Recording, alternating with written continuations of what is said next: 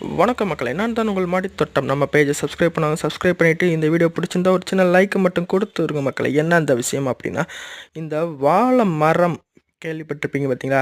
Banana leaf அப்படின்னு சொன்னா தான் சில பேருக்கு தெரியும். ஏன்னா தமிழே சில பேர் தெரிய மாட்டேங்குது. அப்படி தெரியாதவங்களுக்கு தெரிஞ்சுக்கோங்க. என்னென்னா, இந்த வாழை மர இலையில வச்சு படையல் வைக்கும் போதும் சரி, அதே மாதிரி கல்யாண வீட்டில் கோயில் பிரசாதம் எது கொடுத்தாலும் இந்த வாழை மரத்தில் கொடுக்குறாங்க பார்த்தீங்களா? அதில் என்ன பயன்கள் இருக்குது அப்படின்னு கேட்டிங்கன்னா, வாழை மரத்தில் வச்சு சாப்பிடும் போது அந்த சூடு இருக்குது பார்த்தீங்களா? அந்த சூடு வந்து வாழை மரமே எடுத்துக்கூடும். அதோட டேஸ்ட்டு வந்து வேறு லெவலில் கன்வெர்ட் பண்ணி நமக்கு கொடுக்கும். மொதல் விஷயம். 2வது விஷயம், அது வாழை மர இலையில சாப்பிடும்போது முடி வந்து தலை முடி இருக்குது பார்த்தீங்களா? கருமையாகவே இருக்குமா என்றைக்குமே.